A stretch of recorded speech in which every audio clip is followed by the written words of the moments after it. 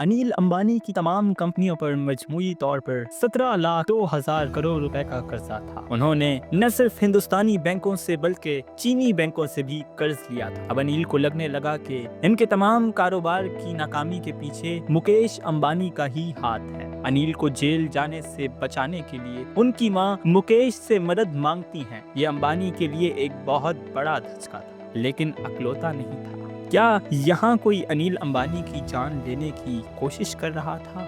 Hello दोस्तों, साल 2008 में अनिल अंबानी दुनिया के छठे अमीर तरीन शख्स थे। उनकी दौलत 42 बिलियन डॉलर्स थी, अपने भाई मुकेश अंबानी से भी ज्यादा। लेकिन 16 साल आगे बढ़े, आज 2024 में अनिल अंबानी कहीं भी नजर नहीं आते। कर्ज ख्वाह उनके पीछे पड़े, कई अदालती मुकदमात उन पर हैं। उन्हें अब हिंदुस्तानी मार्केट से 5 साल के लिए पाबंदी लगा दी। SEBI चल रहे हैं और सेबी है। आखिर ये सब कैसे हुआ? इस सवाल की कहानी के पीछे दो भाइयों की ऐसी लड़ाई छिपी है जिसके बारे में ज्यादा लोग नहीं जानते। एक ऐसी लड़ाई जिसका असर पूरे मुल्क के सियासी और मालियाती निज़ाम पर देखने को मिला, और एक ऐसी लड़ाई जिसमें मुख्तलिफ पार्टियों के सियासतदान भी दरमियान में मुलव्विस हुए। आइए आज की वीडियो में जानते हैं मुकेश और अनिल अंबानी की पूरी कहानी। वीडियो शुरू करने से पहले मैं कहना चाहूँगा दोस्तों कि जो भी चीज़ें आपको इस वीडियो में बताने जा रहा हूँ, हो सकता है कि वो आपको सुनने में बहुत हैरान कुन लगे। एक भी चीज़ मेरी खुद से बनाई हुई नहीं, ना ही मेरी अपनी राय है। एक एक लाइन, एक एक दावे का माखज़ किसी न किसी पुराने न्यूज़ आर्टिकल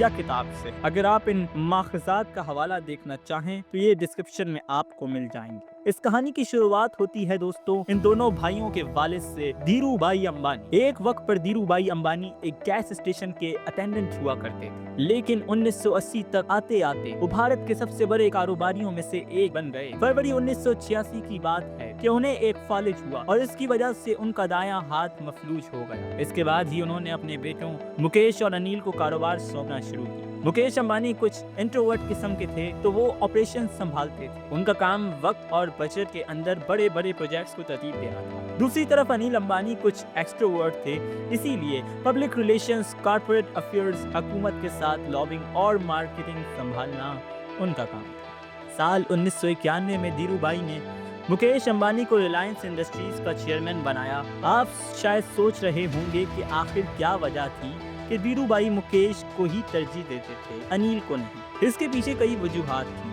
जिनमें से एक खानदानी भी थी। अनिल अंबानी का टैना मिनेम से शादी करने का फैसला। टैना मिनेम बॉलीवुड की एक ग्लैमरस मशहूर शख्सियत थी। अपने वक्त की ये पहली मिस इंडिया बनी थी और इनकी पहली फिल्म देश परदेश बहुत बड़ी हिट हुई थी। इन्हें 1980 में जदीद हिंदुस्तानी खातून के तौर पर देखा जाता था। इनके कपड़े उस वक्त के हिसाब से काफी खुले हुए समझे जाते थे और वो मशहूर अदाकार राजेश खन्ना के साथ लिव इन रिलेशन में भी थी। अनिल अंबानी की उनसे मुलाकात एक पार्टी में हुई थी। दोनों एक दूसरे को पसंद करने लगे और अनिल ने फैसला किया कि वो शादी करना चाहते हैं। लेकिन एक मसला था, एक समाजी रुकावट थी। बात यह थी कि अंबानी खानदान एक कदामत पसंद गुजराती खानदान था और वो किसी भी हाल में टीना को अपनी बहू के तौर पर कबूल करने के लिए तैयार नहीं थे। धीरू भाई अंबानी ने इस शादी की बहुत मुखालफत की, बल्कि इसे तोड़ने की पूरी कोशिश की। लेकिन अपने वालिद की मुखालफत के बावजूद अनिल ने कहा कि वो टीना से ही शादी करेंगे। अनिल को यह भी पता चला कि ईडी की टीम ने टीना के साथ बदतमीजी की थी। इसके बाद अनिल ने धीरू भाई को धमकी दी कि अगर वो टीना को अपनी बहू के तौर पर कबूल नहीं करेंगे तो वो खानदान छोड़ देंगे। यहाँ पर पूरा फिल्मों वाला ड्रामा चल रहा था। इसके बाद खानदान और दोस्तों ने मुदाखलत की और धीरू भाई को शादी के लिए राजी किया। फरवरी 1991 में उनकी शादी हुई और टीना मुनीम टीना अंबानी बन गई। दूसरी तरफ मुकेश की कहानी बिल्कुल उलट थी। मुकेश ने उस लड़की से शादी की जो उनकी मां को पसंद थी। इनकी मां कोकिला बीन ने एक भरतनाट्यम डांस रेसाइटल में नीता दलाल को देखा और कुछ इसी तरह से मुकेश और नीता की शादी। नीता दलाल नीता अंबानी बन गई और अब खानदान में उन्हें असली बहू समझा जाने लगा, जबकि टीना को एक बाहरी शख्स की तरह देखा जाता था। धीरू भाई और कोकिला बीन खानदान के अहम फैसलों के लिए नीता पर इन्हिसार करते थे, जबकि टीना को कोई बड़ा किरदार नहीं दिया जाता था। अनिल को ये भी लगता था कि कंपनी में उनका जो किरदार है, यानी सियासतदानों, ब्यूरोक्रेट्स और मीडिया को संभालना, इसकी कदर नहीं की जा रही थी। अनिल अंबानी मैनेजर्स को भी तरतीब देते थे, लेकिन वो नाराज थे कि मुकेश अंबानी अपने वफादारों को उनसे ज्यादा अहमियत दे रहे थे। धीरू भाई अंबानी के जिंदा रहते हुए भी साल 1999 तक दोनों भाइयों के दरमियान ये बड़ी दरार आ चुकी थी। एक मेगा मर्जर का ऐलान किया गया, जिसमें उन्होंने रिलायंस इंडस्ट्रीज को शामिल किया। धीरू भाई अंबानी का इंतकाल हुआ, उसके बाद मुकेश अंबानी के पास कंपनी का कंट्रोल चला गया। अनिल अंबानी को लगता था कि Mukesh Reliance industries limited telecom venture को फाइनेंस कर रहे हैं और इससे खुद को और अपने दोस्तों को जाती फायदा पहुंचा रहे हैं। इसके अलावा नीता अंबानी का किरदार भी बढ़ता जा रहा था। इसके साथ साथ एक और तजवीज़ पास हुई कि वाइस चेयरमैन को चेयरमैन के मातहत काम करना होगा। अनिल को इससे समझ आने लगा कि मुकेश अब इन्हें मुकम्मल तौर पर साइडलाइन करना चाह रहे हैं।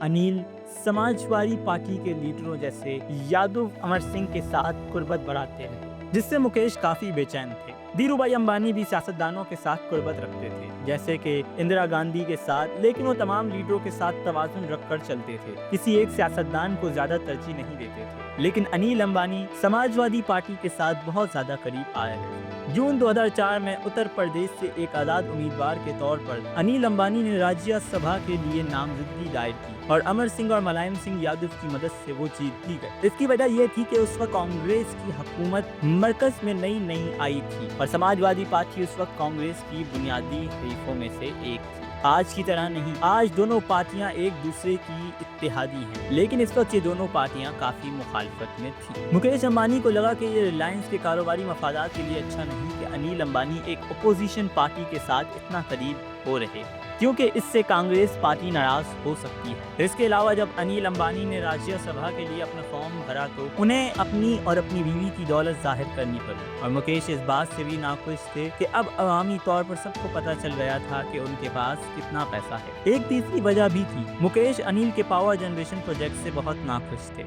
अनिल अंबानी ने उत्तर प्रदेश के दादरी में गैस पर मबनी बिजली का पावर प्लांट शुरू करने का ऐलान किया था। इसके लिए उन्होंने कहा था कि गैस कृष्णा गोदावरी बेसिन से आएगी। यहाँ गैस की दरियाफ्त हुई थी। इस मकान तक आते आते दोनों भाइयों के दरमियान ताल्लुकात ब्रेकिंग पॉइंट तक पहुंच चुके थे। टाइम्स ऑफ इंडिया ने एक फ्रंट पेज रिपोर्ट में कहा कि एक बड़े कारोबारी ग्रुप के दो भाइयों के दरमियान दरार आ गई। लेकिन इसके बाद 18 नवंबर 2004 को दो दिलचस्प चीजें हुई। इस दिन CNBC TV 18 के एक कारोबारी सेमिनार में मुकेश अंबानी गए थे, जहां माइक्रोसॉफ्ट के CEO स्टीव बाल्मर आए हुए थे। स्टीव दरअसल मुकेश के दोस्त और क्लास फेलो थे। दोनों स्टैनफोर्ड बिजनेस स्कूल में साथ पढ़ाई करते थे। अब हुआ ये कि उन्होंने अपनी तकरीर में ऐसी बात कह दी जो बहुत हैरान कुन थी। उन्होंने कहा कि स्टैनफोर्ड बिजनेस स्कूल के उनके बैच में सिर्फ 2 लोग ही थे जिन्होंने पहले साल में ड्रॉप आउट किया था। एक वो खुद थे और दूसरे मुकेश अंबानी।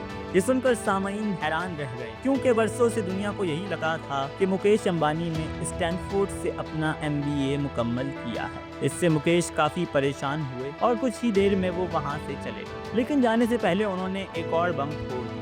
उन्होंने कहा कि ये लड़ाई आहिस्ता आहिस्ता एक खुली जंग बन गई है जो मीडिया में लड़ी जाने लगी। इसमें अनिल अंबानी का पल्ला भारी था। मुकेश के खिलाफ एक के बाद एक खबरें छपने लगी। 7 महीनों में मुकेश अंबानी की अवामी छवि काफी खराब हो गई और दिसंबर 2004 तक हालात इस कदर बिगड़ गए थे कि मुल्क के फाइनेंस मिनिस्टर P चिदम्बरम को मुदाखलत करनी पड़ी। उन्होंने कहा कि इन दोनों भाइयों की लड़ाई की वजह से मुल्क का नुकसान हो रहा, ये लड़ाई बंद करो। वजीर आजम मनमोहन सिंह की तरफ से दबाव आया, हालांकि PMO ने इस बात से बाद में इनकार किया। इसके अलावा उनकी मां कोकिला बेन की तरफ से दबाव आया और ICICI बैंक के चेयरमैन और उनके खानदानी दोस्त के भी कमात भी मुदाखलत के लिए आए। इन सब के दबाव में मुकेश अंबानी समझौते के लिए तैयार हो गए। जून 2005 में बज़ाहिर दोनों भाइयों ने अपना झगड़ा सुलझा लिया और दोनों भाइयों के दरमियान एक मुआहदा साइन हुआ। दोनों भाइयों ने 10 साल के लिए एक नॉन कंपैटिटिव मुआहदा भी साइन किया कि अगर किसी भाई की एक कंपनी किसी सेक्टर में है तो दूसरा भाई इसके मुकाबले में अपनी कंपनी नहीं बनाएगा, कम से कम 10 साल के लिए। इस समझौते के तहत बड़े पैमाने पर मुकेश अंबानी को 60 से 70% असासे मिल गए और अनिल अंबानी को 30 से 40% असासे मिले। इसके बाद 2007 तक आते आते अनिल अंबानी की नेटवर्थ 3 गुना बढ़ चुकी थी।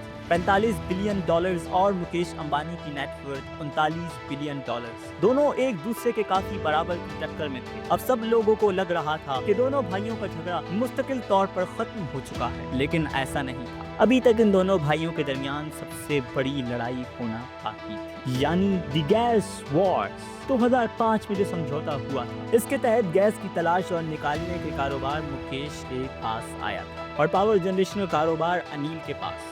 अब बात कुछ ऐसी है कि अगर अनिल अंबानी को अपना पावर प्लांट खोलना है जो गैस पर चलता है, तो इसके लिए गैस की जरूरत होगी और गैस की तलाश और निकालने का कारोबार मुकेश के पास है। पावर जनरेशन का कारोबार नया था और अनिल यूपी के दादरी में पावर प्लांट लगा रहे थे, इसके लिए गैस की जरूरत थी। और जब मुआहिदा हुआ तो मुकेश ने कहा कि वो अनिल को $2.34 फी मिलियन ब्रिटिश थर्मल यूनिट्स के हिसाब से गैस फराहम करेंगे और हर रोज 17 साल तक 28 million standard cubic metre gas फी दिन फराहम की जाएगी। लेकिन कुछ ही दिनों बाद दोनों भाइयों में इस बात पर झगड़ा शुरू हो गया कि क्या मुकेश की कंपनी अनिल की कंपनी को तयशुदा कीमत पर गैस फराहम करेगी।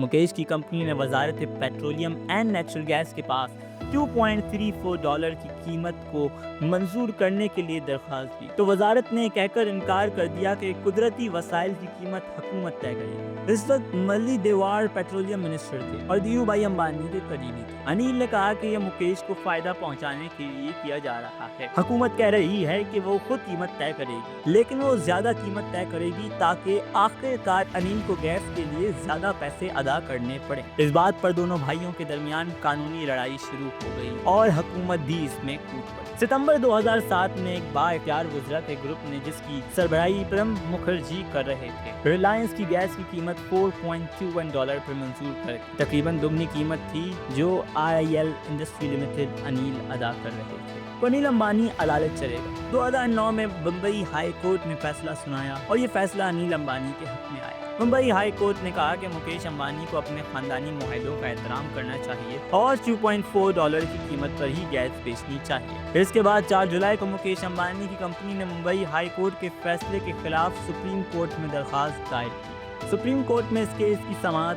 30 जुलाई को होनी, लेकिन 18 जुलाई को ही हुकूमत ने इसमें दरख्वास्त दायर की और कहा कि कुदरती गैस कौमी मिल्कियत है और इन दोनों को गैस की कीमतें तय करने का कोई हक नहीं, इसलिए मुआहिदा गैर कानूनी है। अनिल अंबानी इल्जाम लगा रहे थे कि ये UPA की हुकूमत मुकेश अंबानी के हक में काम कर रही है और खास तौर पर ये पेट्रोलियम वजारत, जो एक ऐसे सियासतदान के हाथ में थी जो धीरू भाई के बहुत करीब रहा था। अनिल ने कहा कि हुकूमत और NGC इश्तिहारात में लिखा गया कि हुकूमत और पेट्रोलियम वजारत मुकेश को फायदा पहुंचा रही है और इससे सरकारी खजाने को नुकसान हो रहा है। इश्तिहार में इल्जाम लगाया गया कि हुकूमत अपने ही कंपनी NTP को फलाना इंडस्ट्री से 80% ज्यादा कीमत पर गैस खरीदने के लिए कह रही है, जिस NTPC को 10,000 करोड़ का नुकसान होगा, जबकि इस डील से मुकेश को 10,000 करोड़ का फायदा होगा। संजय गुहा ठाकुर तो अपनी किताब gas Wars, Tony capitalism and the Ambanis में बताते हैं कि इस दौरान एक बहुत बड़ा चौंका देने वाला वाकया पेश आया। 23 अप्रैल 2009 को अनिल अंबानी के हेलीकॉप्टर की देखभाल हो रही थी।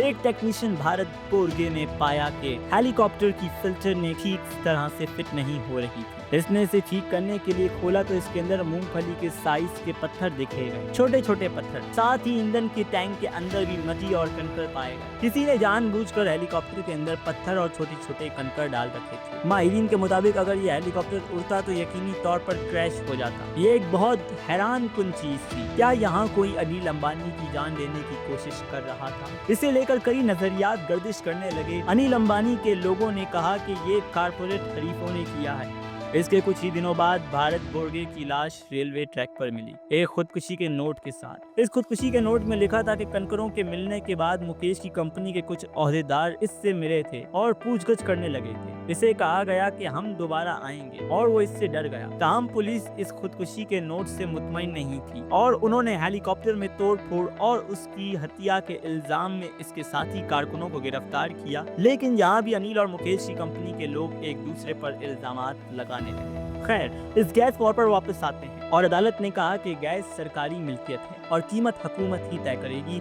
ना कि अंबानी। इस फैसले के वक्त अनिल अंबानी सुप्रीम कोर्ट में मौजूद थे और ये उनके लिए तीसरा बड़ा धचका था। इस फैसले का मतलब था कि मुकेश अंबानी कई हजार करोड़ रुपए मजीद अमीर बन जाएंगे और अनिल अंबानी को कई हजार करोड़ का नुकसान हो। इस एक फैसले के बाद न सिर्फ अनिल अंबानी की रिलायंस पावर कंपनी बल्कि इनके दीगर कारोबार भी मुतासिर हुए। मई 2010 में मुकेश और अनिल दोनों की कंपनियों ने एक प्रेस बयान जारी किया और कहा कि उनका खानदानी मुआहदा जो बनाया गया था यानी नॉन कम्पिटिटिव मुआहदा, अब दोनों भाई इसे खत्म करने का फैसला ले रहे हैं। खत्म करने का मतलब था कि दोनों भाई अब तमाम कारोबारों में जा सकते थे और एक दूसरे के खिलाफ कारोबार भी कर सकते थे। मुकेश ने अदालत में लड़ाई जीत ली थी और अब अनिल को गैस की जरूरत थी, चाहे महंगे दामों में ही सही। नॉन कम्पिटिटिव मुआहदा खत्म करने की वजह से उन्हें पावर प्लांट के लिए कम से कम गैस तो मिल रही थी, लेकिन बाद में जो हुआ उससे लगा कि मुकेश ने नॉन कम्पिटिटिव मुआहदा हटवा तो लिया, लेकिन फिर भी अनिल के हाथ ज्यादा कुछ न आया।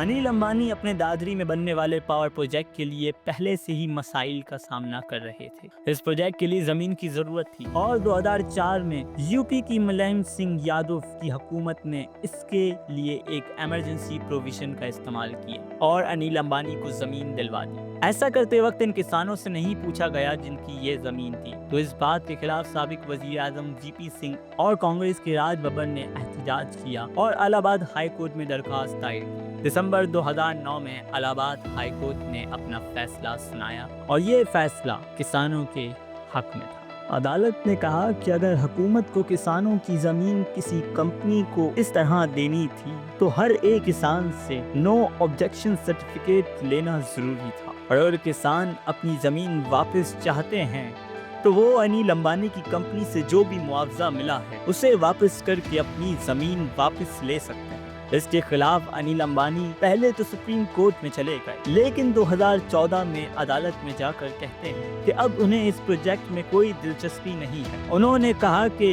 इस प्रोजेक्ट के लिए गैस की फराहमी को यकीनी बनाना बहुत मुश्किल हो गया, तो वो किसानों की जमीन वापस कर देते हैं। हजारों करोड़ का नुकसान और अनिल अंबानी के लिए एक और बड़ा धचका। लेकिन अनिल के पास अभी भी एक बड़ा कारोबार था, यानी टेलीकॉम का कारोबार। बस मसला ये था कि जब बंटवारे में अनिल को टेलीकॉम का कारोबार मिला था तब अनिल को कोई अंदाजा नहीं था कि ये कारोबार कितना मुकाबले वाला हो सकता है। इस कारोबार में भारी सरमायाकारी की जरूरत थी। 2010 तक आते आते Hindustan telecom industry internet services शुरू हो रही थी और इसके लिए टेलीकॉम आलात और स्पेक्ट्रम खरीदने में हजारों करोड़ रुपए की जरूरत थी। अनिल ने सरमायाकारी शुरू की, जिसकी वजह से इनकी कंपनी पर 10,000 करोड़ रुपए का कर्जा आ गया। अपने इंफ्राटेक के साथ 50,000 करोड़ की GTL ऊपर कर्जा कम करने के लिए अनिल ने टावर ऑपरेशंस के लिए एक इंतजाम की कोशिश की, लेकिन ये मंसूबा भी नाकाम हो गया, जिसके बाद स्पेक्ट्रम का मशहूर घोटाला हुआ और मुल्क भर में 122 टेलीकॉम 2G अनिल अंबानी का भी था।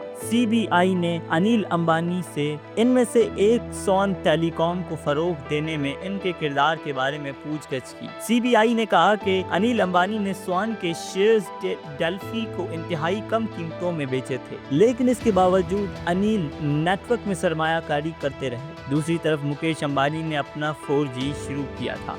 SIM card, CDMA SIM card और एक GSM, इस वक्त 2 किस्म के सिम कार्ड्स होते थे। एक मुकेश ने रिलायंस कम्युनिकेशंस में सरमायाकारी की, लेकिन इसमें मसला ये था कि इस पर 2G नहीं चलता था, तो अनिल अंबानी की रिलायंस की टेक्नोलॉजी चल सकती थी 4G और सिर्फ 3G पर मुंतकिल GSM से CDMA कम्युनिकेशंस को 1 साल के अंदर अपने सारे सिम कार्ड्स को बंद करना था। ये करना काफी मुश्किल था और इसमें बहुत ज्यादा पैसों का खर्चा था। 2012 तक most data, voice over audios, idea और दीगर कंपनियों ने मुकाबला बढ़ा दिया और सर्विसेज पेश करके सबके सार्फिन छीन लिए। अनिल अंबानी के टेलीकॉम कारोबार की हालत बद से बदतर हो गई। आखिरी ऑप्शन के तौर पर अनिल अंबानी ने 2017 में अपनी कंपनी को एयरसेल कंपनी के साथ इंतजाम करने की कोशिश की, लेकिन ये डील भी नाकाम हो गई। इस डील के नाकाम होने की वजह से कैनेडियन कंपनी ब्रॉकफील्ड के साथ जो अनिल 3G टावर की डील थी वो भी नाकाम हो गई और उसके बाद रिलायंस कम्युनिकेशंस ने अपने कारोबार को बंद करने का ऐलान कर दिया। 2017 तक रिलायंस कम्युनिकेशंस पर 45,000 करोड़ का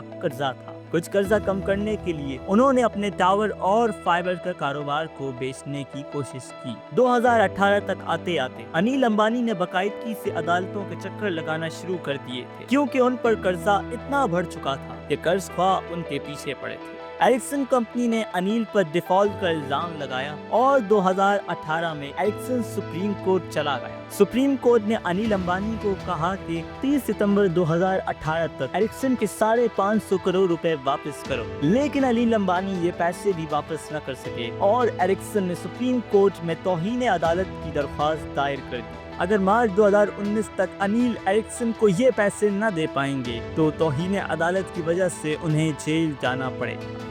ब्लूमबर्ग की इस रिपोर्ट के मुताबिक अनिल अंबानी को जेल जाने से बचाने के लिए उनकी मां ने मुकेश अंबानी से मदद मांगी। अनिल ने मुकेश के पास जाकर मुज़ाकरात किए और बिलाखिर अनिल को एक तरह से मुकेश के सामने गिड़गिड़ाना पड़ा कि वो उनकी मदद करें। आखिर में मुकेश उनकी मदद करते हैं। एरिक्सन को बकाया पैसे अदा करके मुकेश अंबानी अनिल अंबानी को जेल जाने से बचा लेते हैं। इंडिया टुडे के मुताबिक दरअसल अनिल ऐसे कारोबार में घुस गए जहां बहुत ज्यादा पैसों की जरूरत थी और उन्होंने जो फैसले किए वो हिकमत अमली से ज्यादा अज़ाइम पर मबनी थे। लीडरों से राब्तों के दम पर पब्लिक सेक्टर बैंकों की मदद से बड़े बड़े प्रोजेक्ट्स को फंड किया।